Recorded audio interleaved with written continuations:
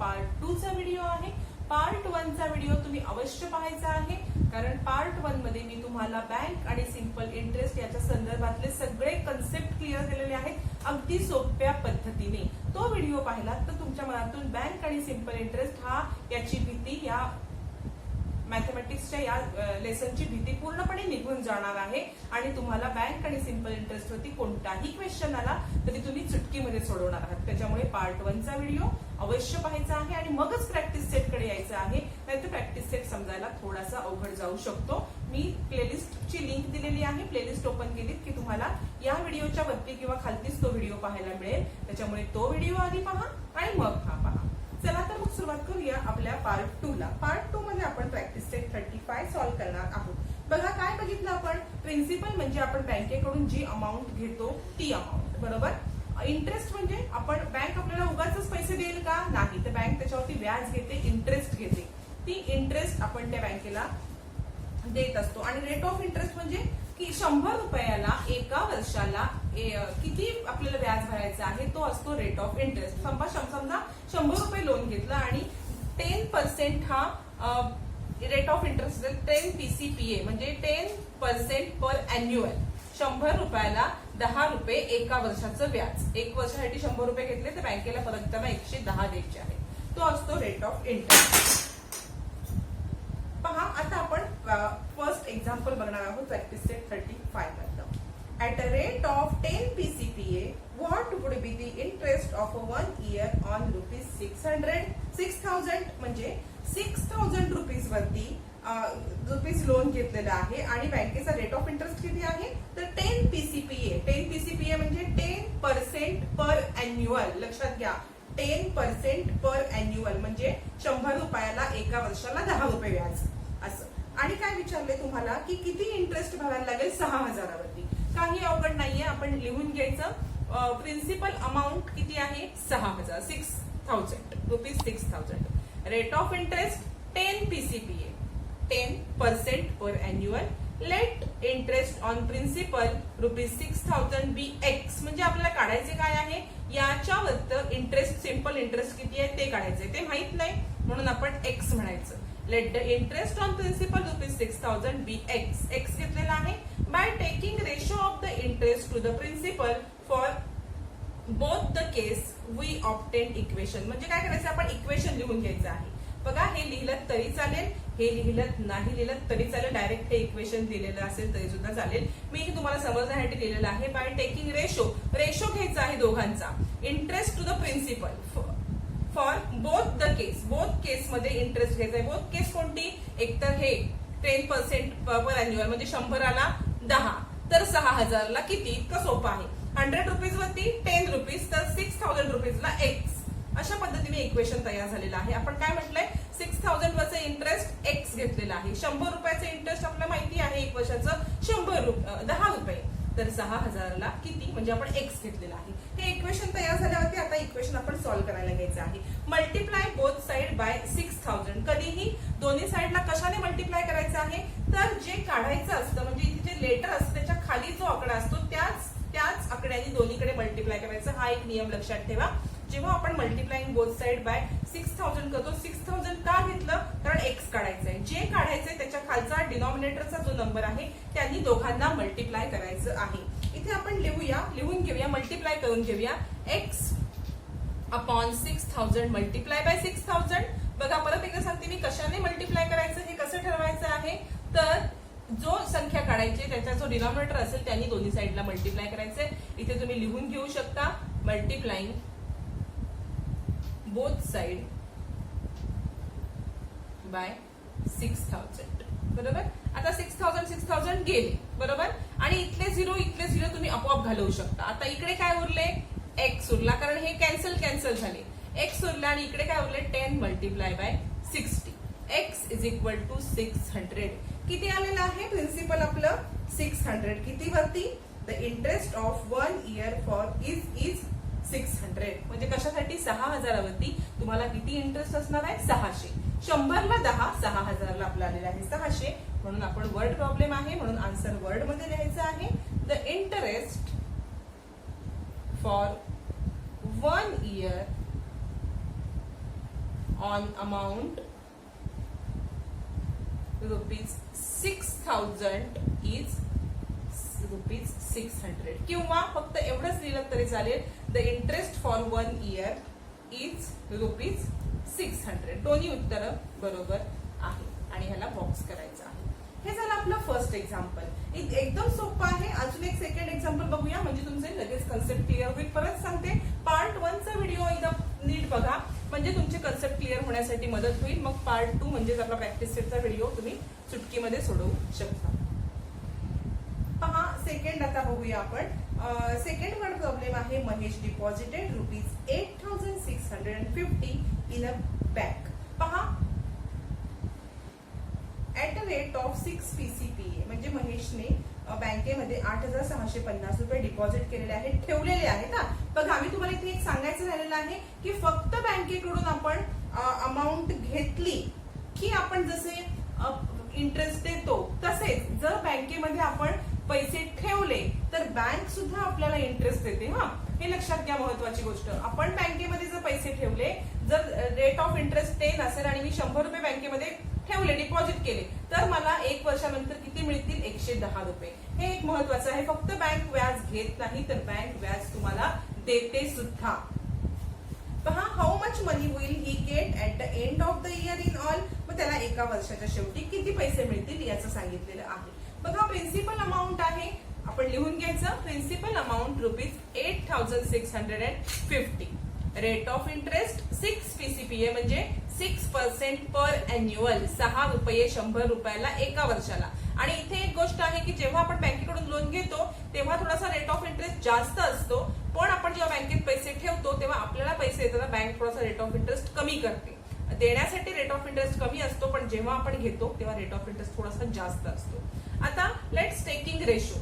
Ratio घ्यायचा आहे. बघा काय करायचं, मगासारखंच करायचं आहे. 100ला ₹6, 100ला ₹6 आहेत, बरोबर.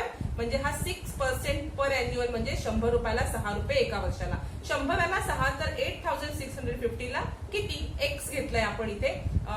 इथे एक्स घेऊया, आपण लिहून सुद्धा घेऊया. इथे लिहायचं माझं थोडंसं राहिलेलं आहे, आपण लिहून सुद्धा घेऊया. पहा let interest on ₹8,650 is x. म्हणजे ₹8,650 वरती एक्स आपल्याला घेतलेला आहे. म्हणून 100ला 6 तर 8,650ला x. Multiplying both side by 8,650. मी काय सांगितलं, दोघा साइडला एक कोणत्या संख्येने मल्टिप्लाय करायचं हे कसं ठरायचं, तर जे काढायचं आहे त्याच्या डिनॉमिनेटरला जो नंबर असेल त्याच नंबरने दोन्हीकडे मल्टिप्लाय करायचं आहे. बघा लक्षात घ्या, इथे मी परत मागच्या उदाहरणात पण सांगितलेलं आहे, या उदाहरणामध्ये पण सांगते की मल्टिप्लाय करताना कोणता आकडा घ्यायचा हे कसं ठरवायचं, तर जी संख्या काढायची आहे त्याच्या खालचा जो डिनॉमिनेटर असेल तो आपण घ्यायचा आहे. इथे बघा या डिनॉमिनेटर हे 8,650ला हा 8,650 गेलेला आहे. इथे फक्त एक्स राहिलेला आहे, इथे एक 0 गेलेला आहे, बरोबर. इथे 6 आहे, मैत्री चुकले. बघा इथे एक 0 गेलेला आहे. आता काय करणार आपण बघूया. आपण आता काय करायचं ते पहा. इथे आपण 0 गेल्यावरती राहिलं काय, 6 multiply bye 865 divide by 10.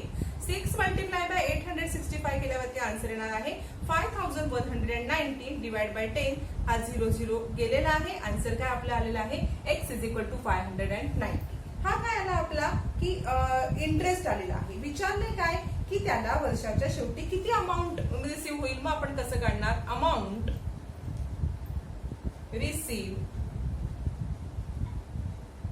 at the end of year is equal to काय करणार आपण, प्रिन्सिपल प्लस इंटरेस्ट. प्रिन्सिपल किती आहे आपलं 8,650 आणि इंटरेस्ट किती झालेला आहे 590. दोघांची ऍडिशन केली असता आन्सर येणार ₹9,169. आपण आन्सर वर्ड मध्ये लिहायचं आहे. Mahesh will get ₹9,169 at the end of the year. वर्षाच्या शेवटी त्याला किती मिळालेले आहेत तर ₹9,169 मिळालेले आहे. इथे आपण सेकंड वर्ड प्रॉब्लेम सॉल्व्ह केलेला आहे. आता आपण थर्ड वर्ड प्रॉब्लेम पाहणार आहोत. पहा थर्ड वर्ड प्रॉब्लेम आपला आहे. Ahmad chacha borrow ₹25,000 at PCPA for a year. म्हणजे अहमद चाचानी 25,000 रुपये घेतलेले आहेत. रेट ऑफ इंटरेस्ट किती आहे? 12%. म्हणजे 12 PCPA 12% पर अॅन्युअल. 100 रुपयाला 12 रुपये एका वर्षाला व्याज आहे. त्यांनी घेतलंय किती? 25,000. What will be he return? What will he have to return to the bank at the end of the year? बघा वर्षाच्या शेवटी तो बँकेत किती जमा करतील ते चाचा, हे काढण्यासाठी पहिलं ते इंटरेस्ट किती मिळेल त्यांना, इंटरेस्ट किती भरायला लागणार आहे तो काढायला लागणार आहे. 100 रुपयाला एका वर्षाला 12 तर 25,000ला किती, अशा पद्धतीने आपण इंटरेस्ट काढून घ्यायचा आणि मग जी अमाऊंट घेतली त्याच्यामध्ये इंटरेस्ट ऍड केला की त्यांना किती पैसे परत द्यायला लागतील बँकेला वर्षाच्या शेवटी हे आपल्याला समजणार आहे. एक वर्षासाठी त्यांनी पैसे घेतलेले आहेत. प्रिन्सिपल अमाऊंट ₹25,000 बरोबर. Rate of interest 12 PCPA. 12 PCPA म्हणजे पर्सेंट पर अॅन्युअल. हे सगळ्यात महत्वाचं लक्षात ठेवा. 100 रुपयाला एका वर्षाला 12 रुपये. Let interest on principal ₹25,000 be x. आपल्याला काढायचा इंटरेस्ट ह्याचा बरोबर ना. मग टोटल अमाऊंट किती भरायला लागेल ते कळेल. तो एक्स घेऊया आपण, एक्स मानूया. आता x by 25,000 is equal to 12 by 100 म्हणजे 100ला 12 रुपये व्याज तर 25,000ला किती, असा रेशो आपण तयार करून घेतलेला आहे. Multiplying both side bye 25,000. परत सांगते की का 25,000 तर जी अमाऊंट काढायची आहे त्याचा जो डिनॉमिनेटर आहे तो घ्यायचा आहे आपण मल्टिप्लाय करायला. 25,000 नी दोन्हीकडे मल्टिप्लाय करायचं आहे. इकडे तिकडचे कॅन्सल झाले, हे 0 कॅन्सल झाले. राहिलं काय? X is equal to 12 multiply by 250. म्हणून x is equal to 12 multiply by 250 केलं असता आन्सर येणार आहे 3,000 रुपीज. 3,000 काय आला? इंटरेस्ट आला बरोबर. Interest is equal to ₹3,000. पण फक्त इंटरेस्ट काढायला सांगितलंय का? नाही. तर बँकेला टोटल किती अमाऊंट द्यायला लागेल हे करण्यासाठी काय करायला लागणार आहे? जी प्रिन्सिपलची अमाऊंट आहे त्याच्यामध्ये इंटरेस्ट आपल्याला ऍड करायला लागणार आहे. Amount to be return to the bank. बँकेला किती पैसे परत द्यायला लागतील? तर प्रिन्सिपल प्लस इंटरेस्ट. प्रिन्सिपल किती आहे? 25,000 plus interest 3,000 is equal to ₹28,000 बँकेला रिटर्न द्यायला लागतील अहमद चाचांना. आणि आपण क्वेश्चनचा आन्सर वर्ड मध्ये लिहायचा आहे. Ahmad chacha has to return ₹28,000 to the bank. बँकेला किती परत द्यायला लागणार आहे? At the end of the year. एका वर्षाच्या शेवटी 28,000 द्यायला लागणार आहेत. 25,000 त्यांनी घेतलेले आणि 3,000 व्याज, असे मिळून 28,000 त्यांना द्यायला लागणार आहे. 28,000 रिटर्न करायला लागणार आहे. इथे आपला थर्ड वर्ड प्रॉब्लेम झालेला आहे. आता आपण फोर्थ वर्ड प्रॉब्लेम जो शेवटचा आहे या प्रॅक्टिस सेट मधला तो पाहूया. पहा शेवटचा वर्ड प्रॉब्लेम आहे. Krishnarao wanted to make a pond in his field. त्यांना फील्ड मध्ये एक तळ बनवायचा आहे शेतामध्ये. He borrow 35,250 from a bank at a rate of interest 6 PCPA. त्यांनी 32,250 म्हणजे 35,250 रुपीज कर्ज घेतलेलं आहे, लोन घेतलेलं आहे बरोबर. बँकेकडून बॉरो केलेले आहे. किती रेटनी? रेट ऑफ इंटरेस्ट 6 PCPA म्हणजे 6% पर अॅन्युअल. 100 रुपयाला एका वर्षाला 6 रुपये रेट होता. तर त्यांना विचारलेलं काय आहे आपल्याला? How much interest will he have to pay to the bank at the end of the year. फक्त इंटरेस्ट विचारलंय, टोटल अमाऊंट नाही विचारलेली, फक्त इंटरेस्ट काढायचा आहे. किती मिळणार ते पहा. इथे लिहिलेलं आहे आपण. Principal amount is equal to 35,250. Rate of interest 6 PCPA म्हणजे 6% पर अॅन्युअल. 100 रुपयाला 6 रुपये. Let interest on principal ₹35,250 be x. याच्यावरचा इंटरेस्ट आपल्याला माहित नाहीये, जो काढायचा आहे तो आपण एक्स घेतलाय. X upon 35,250 is equal to 6/100. 100ला 6 रुपये व्याज आहे. तर 35,250 ला किती काढायचं आहे तो आपण एक्स घेतलेला आहे काढायची संख्या बरोबर. 100ला आपण वर्षाला 6 रुपये व्याज भरतो तर 35,250 ला किती व्याज भरणार? Multiplying both side bye 35,250. दोन्ही साइडला 35,250 ने मल्टिप्लाय करायचं आहे. का हीच संख्या घ्यायची? परत सांगते की जे काढायचं आहे त्याचा खालचा जो डिनॉमिनेटर आहे त्यांनीच दोघांना मल्टिप्लाय करायचं आहे. याला हे कॅन्सल झाले. मी इथे परत 32 लिहिलेलं आहे, 35 यायला पाहिजे. इथे पण 35 हे कॅन्सल झालेलं आहे. एक 0 इथे गेला. आता राहिलं काय पहा, x is equal to 6 multiply by 3250 divide by 10. आता हे एक्झाम्पल आपण सॉल्व्ह करून घेऊया. याचं मल्टिप्लिकेशन केलं असता आपल्याला आन्सर येणार आहे 21,150 डिवाइड बाय 10. हा 0 गेला. x इज इक्वल टू आलेला आहे 2150 rupees. 2150.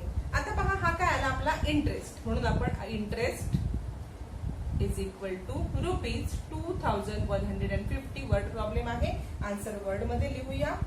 Kisanrao will have to pay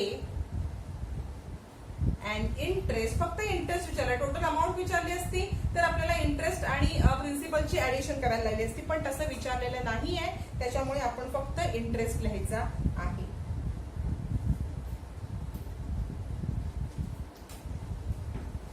बघा, Kisanrao will have to pay an interest of rupees 2150 to the bank at the end of the year.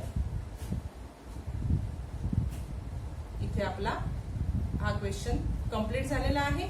तसंच हा प्रॅक्टिस सेट सुद्धा कंप्लीट झालेला आहे आणि हा लेसन सुद्धा कंप्लीट झालेला आहे. एकूण ह्या लेसनचे 2 पार्ट मध्ये व्हिडिओ आहे. परत सांगते, पार्ट 1 नक्की पहा, त्याच्यामध्ये तुम्हाला सगळे कन्सेप्ट क्लिअर होतील आणि मगच पार्ट 2 म्हणजे प्रॅक्टिस सेट 35 चा व्हिडिओ पहा. आणि चॅनलवरती नवीन असाल तर चॅनलला सबस्क्राईब करून बेल आयकॉन दाबा. याच्यामुळे काय होणार आहे, जेव्हा मी नवीन व्हिडिओ टाकेन तुम्हाला त्याचे लगेच नोटिफिकेशन येतील.